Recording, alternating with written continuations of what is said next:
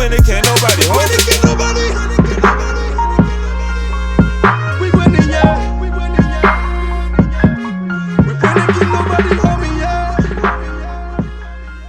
Pop news and news from all over the world. Speaking of a news story and somebody connected to Nipsey, YG just hit the news once again, man. It is not good. Now, pretty much what they're trying to say is that YG's vehicle is linked in a shootout with police. Now, they're saying that the incident happened, a while back, but they're saying that the cops tried to pull this SUV over, which is his Cadlliac Escalade, allegedly.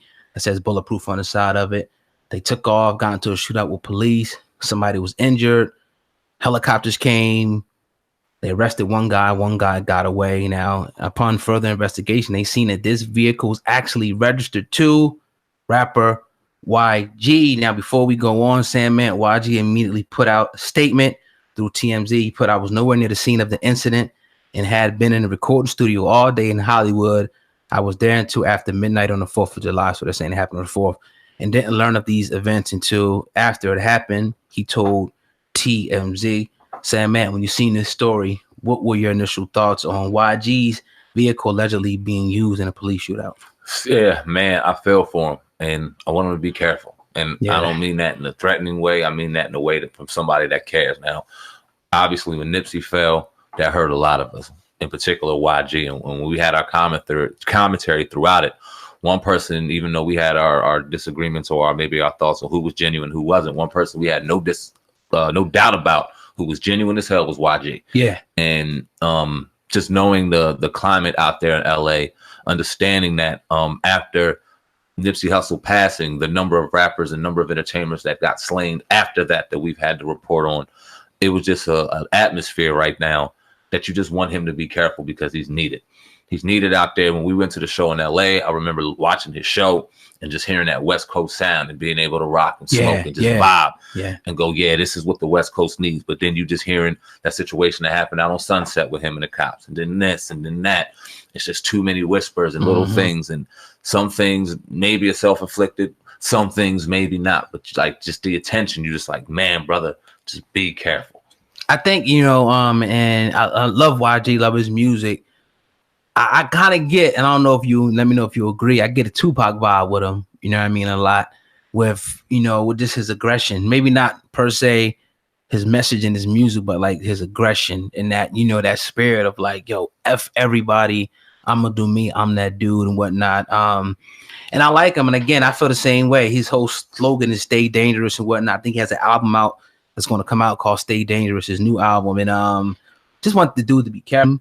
400, he was, hit, I think 6 times, a lot of times, probably, anything could have happened in that situation. Nipsey just went down, a producer that Nipsey's working with went down. Yeah. It's just a rash of violence that's been going on in LA. And at this point, you got to stay strapped up, stay vigilant, because it seems like there's a target on a lot of these dudes' back. Somebody put in my comment section, they said, man, like to be a rapper, it's like putting a target on your back nowadays.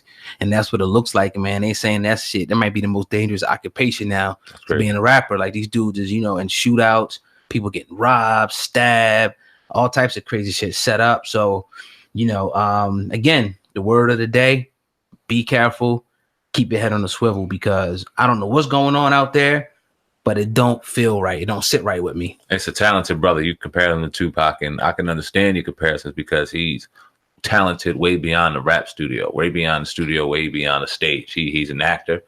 He got his own clothing line. He's an entrepreneur. He does have that free spirit where you could tell he's been through just enough to not give a fuck about his situation. He wakes up and thanks God every day for being here, and he doesn't know if he's going to see the sun go down. It's just that life. Facts. You knew people who live like that. It's admirable, but at the same time, it's scary as hell for ones and those people who care about you. He has often said and often told people that he is in no comparison to Nipsey. He's not Nipsey. He's not the thinker that Nipsey was, but he could be on pace to kind of take that torch and just because he has such impact out there. Yeah. You've seen it. And then when that fucking when his set came on and he came right, Meek preceded him, and Meek's fucking set was the shit. Yeah. When YG got up there, man. YG, that bounce that motherfuckers came out there on the West Coast, and that smoke that just got into the air when he came on. it was like, man, this dude got some impact out here. So we just want to see him healthy, strong, still relaying that message, growing as a man, and seeing where you can evolve, man. Didn't he say on stage he the only person got on without Dre in the West or something like that? Yeah. That was dope, man. I love his energy, man. I love his spirit and whatnot. But I think he understands the atmosphere that he's in. I think they all understand, that they all need to know that there's bigger, hands in this than maybe just the regular street guys. So with that being the case, just got to watch the circle of the circle, because it's that tight at this point. But shout out to YG. Once again, he is saying he was nowhere near the scene of that incident. And once there's a new development in this, you already know we're going to be talking about it here on the podcast. Definitely. Indeed, man. We're going to have the weekend off because it's a Friday. We're going to enjoy the weekend. But whatever pops off this weekend, we're going to be right there. Monday, back popping. Yeah. July, man. We love July. It's a busy month. We'll be split screen a little bit, but we'll be doing our thing the next couple of weeks. But giving you nonstop content, man, in the building. But what we got next, big dog? We're talking about Boosie, man. Boosie hopped on his IG early now the other day before I get to what Boosie said. It was reported that Boosie loss was pretty much hit with a default judgment in the amount of $233,000 for incident with a security officer down in Mississippi. Now, Boosie finally responded to this default judgment and said, look, man, this is bullshit. Talking about I missed court. I was never notified to come to court. Nobody never gave me not one court notice. This is a racist plot to try to take me down. This man chased me down and makes me in front of my daughter and my family. Y'all want me to pay him? Why would I miss court? These people are full of evil and deceit. We will be at the courthouse standing up for my rights and any other human being who's targeted and attacked my security and police officers. This is just wrong. I will be appealing this Monday. He puts a number out there. He wants people to call to join the Justice for Boosie family walk. Now, initially, if Boosie is telling the truth, it's just going to be as simple as just filing a motion with the court saying, look, I was never served this. It never came to this address.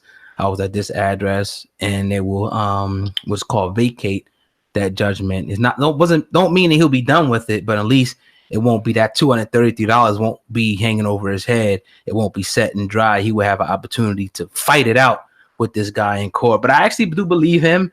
And I remember covering a situation when this did happen, and it, seeing the video, and it looked like Boosie was definitely telling the truth, and that the security there in the mall, I think it was, was kind of out of pocket for that situation. Kind of just got scared. Hell yeah, I remember it because it was down in Mississippi. He was out there. It was they were at a store. His family doing this thing, having a good time. And a bunch of fans came in. Yeah. And they started losing their mind. And it was a bunch of white people. And they was loving Bootsy. And down in Mississippi, I ain't never been there. And that's one state that I could respectfully say I don't have any passion on ever going to. Biloxi. It's fucking Mississippi. Because I've heard stories. I mean, it's just nightmares. I wouldn't want to go down to Mississippi. And you just dealt with a situation where it's just another day in Mississippi, but they got it all on tape. And like you said, you look at the tape and it shows you macing people, macing around children. And I don't know if you've ever been maced or been in a situation with mace, but all you got to do is get maced. You rub your eyes, right? Put it on your shoulder, and then they getting maced, or then you got mace in your eyes. It's easily spreadable. So goes around. It's crazy, and that shit burns like hell. And I mean, you hitting somebody with a weapon, damn. You got to go in a casino. If you spray mace, you got to go to court and testify for that because you pulled out. Yeah, in Jersey, that's no joke. So why aren't we questioning this man more for pulling out mace and spraying people, bystanders, for no damn reason? It makes no sense.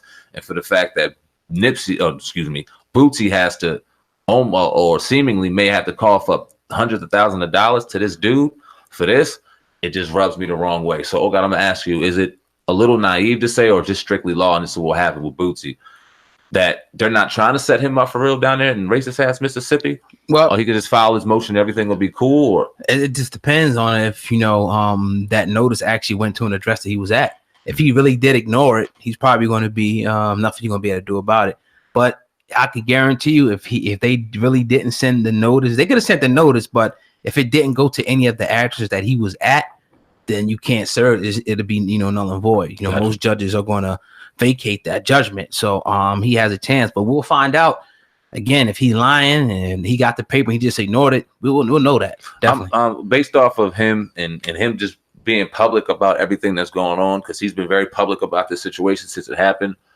I'm hard to believe as a man just watching him that he ignored that. He was running his ass. That's down what I'm saying. sure Right, right. That. He's not giving that dude a fucking dime. Right. So I'm real hard pressed to believe that he ignored it. I hope that it plays itself out properly in court and there's some real justice that's served. I got a real bad feeling in my stomach. Now, thank God in this situation, no lives are at stake or freedom isn't at stake because Bootsy's dealt with death row. So he's dealt with the worst of the worst when it comes to this the justice system. He might get fucked over in this situation, and it's not going to be nice. It's going to be a nice little dent. That's a lot of bread. Nice I don't give a damn how much you got. $230,000 is a lot of money for no reason. That's